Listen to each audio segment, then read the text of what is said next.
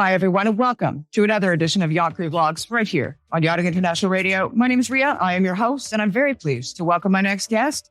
He is Captain Tim Davies, the founder of SAIL2HELP. Welcome. Thanks, Ria. Nice to be here. SAIL2HELP is raising awareness of mental health and helping to reduce the incidences of suicide. Tell us a bit about how SAIL2HELP came to be about and some of the backstory. Really, there are two dates in my mind as the 28th of March, 1993 and the 20th of December, 2019. The first one was my brother took his life, but he told me he was going to do it, but I didn't believe him, or rather chose not to believe him. My eldest son, unfortunately, 3 years ago, was a complete surprise, and he should have been flying back from Miami, and they're going to stay with a girlfriend. It was actually his girlfriend that found it. I can't really remember too much of how I dealt with my brother, but for my son was a struggle. And to this day, I keep thinking there must have been something I could have done to prevent their deaths.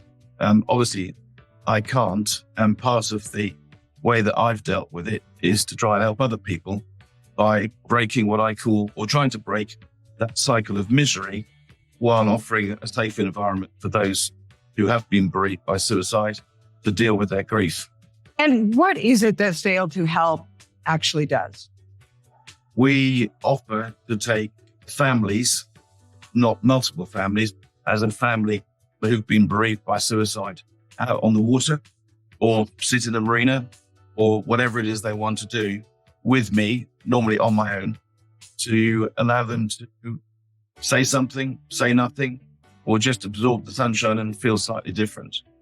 Better would be to intervene with children and families who perhaps have got issues, and by showing them that they can get out on the water and have fun, perhaps remind them that there is fun to be had, not just this cycle of misery. And why sailing? I've done it since I was tiny. I grew up on the Helford River and sailed since the age of 4, but I've been running since 2010 sector sailing events, which have enabled raising money for the likes of Toe in the Water, SAIL2HELP, Sail for Cancer, the Not Forgotten Association. Therefore, it was logical that sailing was going to be the medium that I tried to use to help parents who have sadly lost their children, or happily may have not lost their children. And we can intervene in an environment that takes you out of yourself. I was once asked by a therapist, is there any time that you can recall that you just get so engrossed that you don't think of anything? And I eagerly said, yeah, I can sail upwind all day, just staring at telltales. And it's that bit of being out on the water, maybe just winding a winch or just sitting there looking, that you realize that you haven't actually thought about anything, which when you're grieving is just great to have that break. And I think doing for somebody who's probably had all the experiences from grief to misery to despair to suicidal thoughts, I'm pretty well qualified, but I'm not qualified. But provided I'm not doing any harm, I'm going to continue until I can find a better way of doing it, which works for me and works for them. Additionally, of course, we're raising money and we're raising awareness, and half of the money that we raise, not the money that we're given, but the money that we raise, we give to Papyrus, the 24/7 helpline in UK, and Iceone's Yacht Crew Help, specifically aimed for super yacht crew. How do you raise money? We are happily supported by the super yacht charities who have given us a lot of money this year and some money last. But also wherever we go, we are an advert for the charity, and we've got a link through the CAF donate page that people can give directly. And we are aiming for somewhere in the region of about £50,000 a year on year at the moment. We're about halfway there this year, and we haven't actually got out on the water yet. What is the overall cost to take a family out for a day? Somewhere around about £1,500 to £2,000. Depending on the type of yacht and what you're going to be giving them or doing with them. But it's not a fortune. And to see the difference that it makes, it's a good value. Bang for your buck. Say, I want to sponsor 5 families to have a day like this. How do they go about that? On the website or via the CAF donate page, literally you just go to CAF donate and then you just type in SAIL2HELP. And there's a number of options as to whether you want to give an amount, a large amount, regularly, or whatever. So CAF donates is the way to do it. The majority that we're given is towards the escape days. The money that we raise that goes to I-Swan and Papyrus. But the big thing, collectively, we're reaching a wide audience. And what we're trying to do is raise the awareness of suicide as an issue, the prevention measures that exist, and give families a chance to have an experience on the water. And thirdly, which is something that we are moving in towards, is we have a foundation, which currently is not a great deal more than a slush fund, where we can help youngsters who've been affected by perhaps the death of a sibling to enter into the marine market. One of my trustees is a submariner who's currently in Canberra, Australia.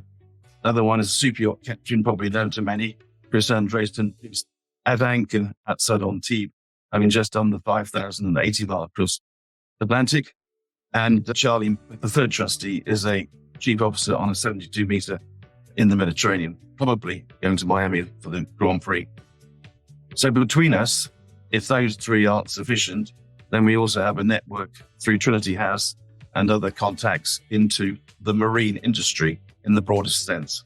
Do you do events throughout the year? I do, as Avro Yachting, not SAIL2HELP, run 3 sectored sailing events, one in May, one in June, and one in July. The one in June, coming up on the 13th and 14th, is sectored in so much it's aviation-centric, but also because they make the helicopters that they sell into the market. We have got representatives from RWD and Divergent taking part. We've also entered a SAIL2HELP boat with 7 nurses working under pressure in the National Health. And each of those events raises money for different charities. The June event raises money specifically for SAIL2HELP. How do you find your recipients? Word of mouth primarily, although working with Papyrus and I-Swan, then I think that as we mature, they will act as a conduit to provide us with families to look after. By way of example, in Canberra with Craig, who I mentioned earlier, only 2 weekends ago, I discovered that there's an Australian naval captain who's just been bereaved by the loss of his son. And by chance, we will be out there in the early part of November. And I plan to hire a yacht in Sydney and take that family out on the water. Because I'm limited in capacity in so much that I do have a couple of daytime jobs, and the sailing season for here is really starting end of May through to end of September. So it's sail in the middle quarters and work in the shoulders of Q1, Q4. But don't tell some people I work with to that. Tim, I have to say, I am sorry for your loss, and I appreciate the amazing thing that you are doing to help others that find themselves in the same situation that you have found yourself. I would also encourage everybody out there to reach into your pocket, even if it's a $5 in whatever denomination that you have, to head on over to SAIL2HELP. And of course, we're going to provide all of the details and links needed below this interview when it airs. I want to say thank you, Tim, for sharing your story. That's kind. Thank you very much indeed. For me, Matt Haig's brilliant book, The Midnight Library, which concludes that Nora didn't take her life because of her misery, rather because she could see no end to it, is absolutely the key to some of this. And if in our own way we can break that cycle, then we're doing good. You've been watching another edition of Yacht Crew Vlogs right here on Yachting International Radio. My name is Rian. I have been your host. We'll see you again next time.